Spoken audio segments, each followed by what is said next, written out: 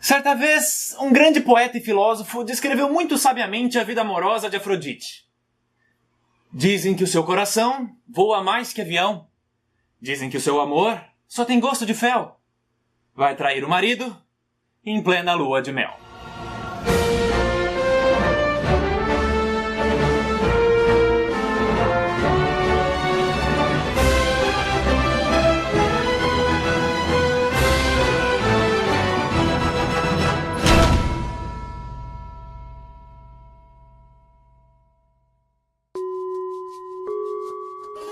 Para começar esse mito, é bom a gente conhecer um pouco da história dessa personagem.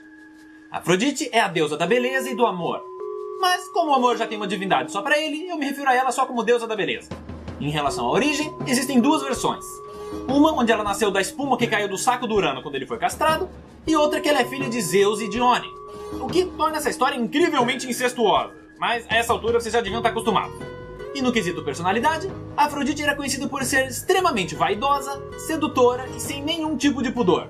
Não é à toa que ela é a padroeira das prostitutas. Sendo assim, ela estava sempre sendo cortejada pelos outros deuses, principalmente os do Olimpo. Apolo, Dionísio, Ares, Hermes, que viam ela com mais frequência e ficavam o tempo inteiro chavecando e querendo casar com ela. E por mais incrível que pareça, Zeus não era um deles. Talvez por em uma das versões ela ser filha dele, ou talvez porque seria muito óbvio atrás da deusa da beleza. Mas, de qualquer maneira, Afrodite era muito cobiçada e ela adorava isso. Mas ela nunca aceitou nenhum pedido de casamento. Ela sempre dizia que ia pensar e que não queria magoar ninguém. Sendo que, na verdade, era só pra continuar solteira e sendo o centro das atenções. Só que isso começou a gerar problemas no Olimpo. Ninguém mais prestava atenção nas assembleias, começou a dar briga entre os deuses pela atenção dela, o que, obviamente, foi irritando Zeus e todas as outras deusas. Principalmente Hera, porque sendo a deusa do casamento e da fidelidade, ela via toda essa libertinagem como algo ofensivo. E se você somar isso ao fato de que ela era meio recalcada com Afrodite, já era de se esperar que ela ia aproveitar esse problema para dar uma lição na inimiga. Bom dia a todos, fico feliz que chegaram na hora. Hoje temos uma reunião muito... Afrodite! Ontem eu fiz uma serenata em homenagem à sua beleza. Se você quiser, depois eu posso te mostrar. Ai, Apolo, você, hein? Você é um doce, sempre muito charmoso. É exatamente sobre isso que eu quero falar. Vocês deuses estão se jogando em cima de Afrodite como moscas em um cadáver. E com isso, trazendo caos ao Olimpo. Não há mais espaço para brigas e distrações. Mas, para a sorte de todos, eu achei uma solução para esse problema. Afrodite? Diga, sou toda ouvidos. Se até agora você não se decidiu com quem vai se casar, é válido que outra divindade tome essa decisão para que você não precise magoar ninguém. E acredito que não só a rainha, como também o rei do Olimpo acha que essa é a melhor solução. Não é? Claro, querida, com certeza. Ok, mas quem vai tomar essa decisão? Bom, sendo a deusa do casamento, eu creio ser a mais apta para assumir essa responsabilidade. Alguém discorda? Não, jamais! E a propósito, eu preciso dizer, a senhora tá muito elegante hoje, ó, rainha do Olimpo. Ah, obrigada, Apolo. Charmoso como sempre. Afrodite, você irá se casar com Hefesto. Eu? Ele? Sim, ao meu ver, ele é o mais merecedor, pois ele foi o que menos cortejou você. Logo, o mais respeitoso e o que menos causou problemas. E, sejamos honestas, qual é a probabilidade dele conseguir uma esposa sozinho? E com isso, Afrodite foi obrigada a se casar com Hefesto, sendo esse um bom exemplo da sagacidade e malícia oculta de Hera. Porque numa cajadada só, ela resolveu o problema do Olimpo, deu uma lição na Afrodite fazendo ela se casar com um deus feio e aleijado, fez moral com as outras deusas que também estavam de saco cheio dessa situação, e pra coroar, dando esse presente pro Hefesto, ela também se livrou da mágoa que ele tinha por ela ter jogado o coitado do Olimpo quando ele era um bebê. Pra quem ficou curioso, resumidamente, quando o Hefesto nasceu, Hera ficou tão decepcionada por ter dado à luz a um deus deformado e com aparência deplorável, que ela jogou ele do Monte Olimpo e só depois de adulto ele retornou.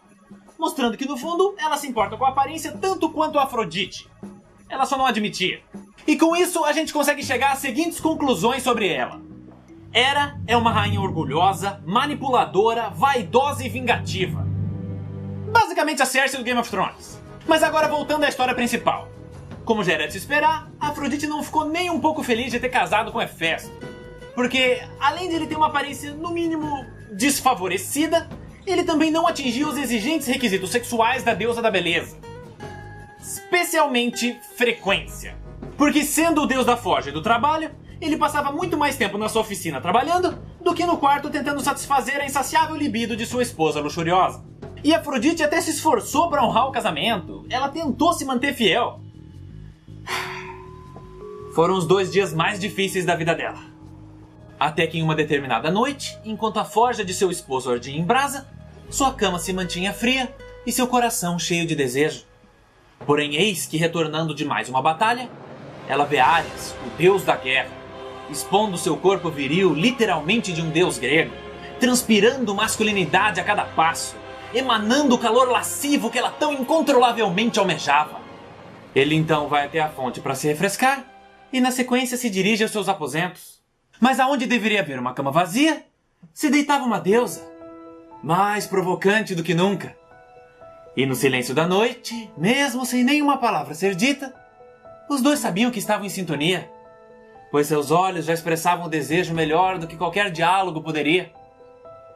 Ares solta sua espada e escudo, vai em direção a Afrodite, e com a firmeza digna de um deus da guerra, digamos que ele apertou bolinha que nem louco.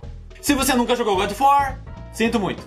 E essa união carnal descrita por Shakespeare como a besta de 2 costas foi tão intensa que eles decidiram continuar se encontrando secretamente. Então, por incontáveis noites, Ares foi o responsável por satisfazer as vontades libidinosas de Afrodite. Tanto que é do nome dela que vem a palavra afrodisíaco. Alguns meses se passam e, para a felicidade de Hefesto, Afrodite ficou grávida, podendo assim realizar o sonho que ele tinha de ser pai. Exceto que o filho não era dele, mas ele criou achando que fosse. No caso, Eros, o deus do amor e da paixão. Tanto que é daí que vem a palavra erótico. E se por acaso vocês estão achando a aparência dele familiar, é porque provavelmente vocês conhecem melhor o nome romano dele, Cupido. Mais algum tempo se passa e o caso de Ares e Afrodite continua. Até que em uma dessas noites, eles perderam a noção do tempo e ficaram juntos até o amanhecer. O que a princípio não seria um problema, porque o Hefesto estava viajando a trabalho. A questão é que o Sol também é um deus. Então, enquanto Hélio passava iluminando os céus com sua carruagem flamejante, ele viu os amantes em seu ato de infidelidade.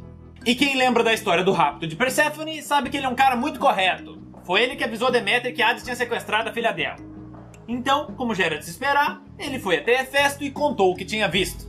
E isso deixou o deus da forja absolutamente decepcionado e furioso, fazendo com que ele começasse a planejar uma vingança. Que obviamente não envolveria violência. Ele sabia muito bem que na porrada ele não tinha a menor chance com o deus da guerra. Então ele bolou um plano para humilhar e mostrar ao Olimpo a má índole desse casal devasso.